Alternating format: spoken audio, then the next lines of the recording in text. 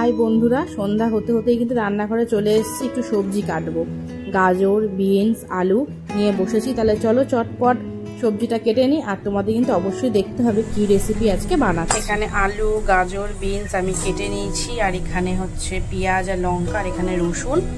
আর আজকে কি বানাবো চলো সেটা এখন বলবো না, ভিডিওটা দেখতে থাকো শেষ পর্যন্ত, তাহলেই কিন্তু বুঝতে পারবে।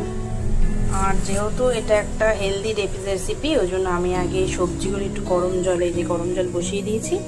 এখানে একটু আগে সবজিগুলো আমি সেদ্ধ করে নেবো, তাহলে এতে তেলটা কম লাগবে।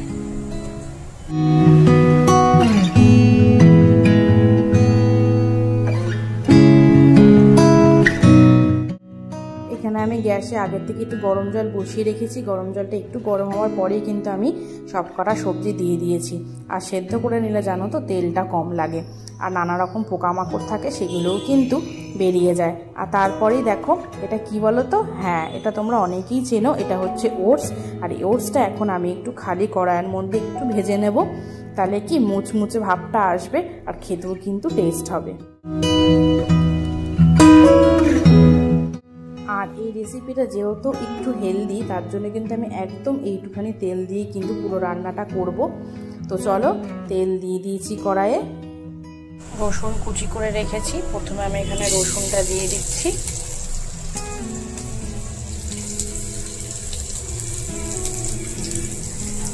ভালো করে একটু নাড়াচাড়া করে নেব। আর তারপরে দিয়ে দেবো হচ্ছে পেঁয়াজ আর লঙ্কাটা। আর জানো তো বন্ধুরা, আগে কিন্তু আমার ওটস খেতে একদমই ভালো লাগতো না, কিন্তু নিজের মনে মনে ভাবছিলাম যে কীরকমভাবে করলে একটু টেস্টি হয়। তাই যেমন ভাবা তেমন কাজ, নিজের মন পছন্দে কিন্তু আমি একদম রেসিপিটা বানিয়ে নিয়েছি।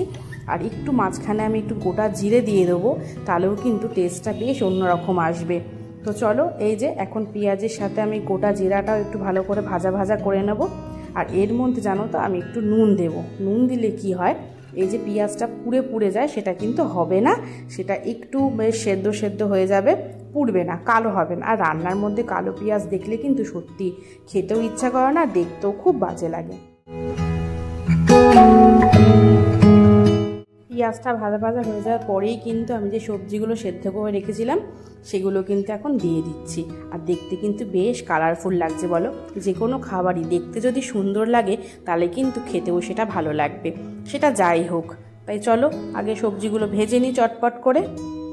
এখানে আমি 4 রকমের মশলা নিয়ে নিয়েছি। হলুদ গুঁড়ো, জিরের গুঁড়ো, একটু গোলমরিচের গুঁড়ো, একটু লঙ্কার গুঁড়ো। লঙ্কার গুঁড়োটা দিয়েছি জাস্ট একটু কালারের জন্য। তো এই মশলাগুলো এখন আমি যে আলুটা ভাজছিলাম তার মধ্যে দিয়ে দেবো। আর যেহেতু একটু ডায়েটের জন্য বা অল্প তেল দিয়েই করছি, তাই মশলাও কিন্তু আমি একদম অল্প অল্প দিয়েছি। এবার আমি মশলাগুলো সব এর মধ্যে দিয়ে দেবো, আর একটুখানি জল দেব।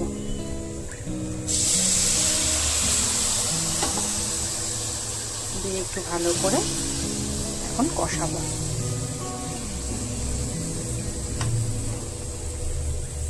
আসলে কড়াইটা একটু ছোট আর অনেক পাতলা হয়ে গেছে কড়াইটা, ওই জন্য না বারবার একটু সরে সরে যাচ্ছে। আর এই যে এরকম অল্প অল্প জল দেবো, আর সবজিটা আমি একটু ভালো করে কষিয়ে নেব। আর যেহেতু তেল অল্প দিয়েছি, এমনিও সবজি সেদ্ধ হয়ে গেছে, খুব একটা টাইম লাগবে না। একটু কষালে কি মশলার যে গন্ধটা সেটা কিন্তু থাকবে না, আর খেতেও দুর্দান্ত টেস্ট হবে। আর এই দেখো ঝোলটা এরকম ফুটবে। আর আসলে ওটস জিনিসটা না জল প্রচণ্ড টেনে নেয়, আমি একটু জল দেব। আর এখন মোটামুটি সবজি সেদ্ধ হয়ে গেছে, আমি এর মধ্যে একটু জল দিয়ে তারপর আমি ওটসটা দিয়ে দেবো।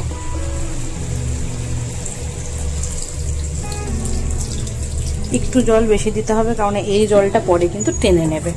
আর এই যে আমি এখানে ওটস ভেজে রেখেছিলাম, ওটাও আমি এখন ছড়িয়ে ছড়িয়ে দিয়ে দিচ্ছি। তোমরা শেষ পর্যন্ত দেখো, তাহলেই বুঝতে পারবে যে ওটস কতটা জল টেনে নিয়েছে। মানে আমি এতটা জল দিয়েছিলাম, মানে ওটা একদম শুকিয়ে টেনে যাবে। চলো এটাকে একটু ফুটতে দিই ঢাকা দিয়ে, তারপর আবার আসছি। দেখতে পেয়েছো একদম জল টেনে নিয়েছে, তাই সামান্য আর একটু জল দিয়ে আমি ফুটিয়ে নামিয়ে নেব। আর সেই সময় কিন্তু তোমরা একটু নুনটাও দেখে নেবে বন্ধুরা, বেশি জল দেব না। বেশি জল দিলে স্বাদটা অন্যরকম হয়ে যাবে। আর এইটা কিন্তু আমার একদম রেডি হয়ে গেছে। আমি একটু রান্নায় এমনি নুন কম খাই, তাই আর নুন দিচ্ছি না। যেহেতু সেদ্ধতেও নুন দিয়েছিলাম, ভাজাতেও নুন দিয়েছিলাম, তাই এখানে আর নুন আমি অ্যাড করছি না।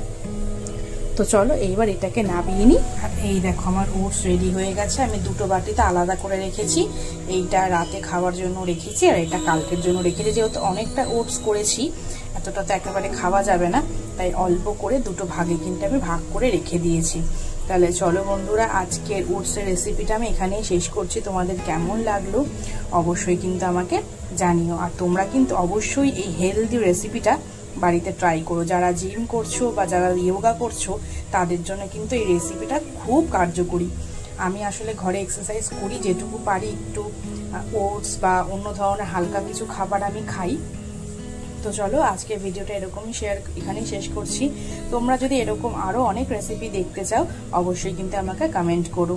তো চলো, টাটা, গুড নাইট।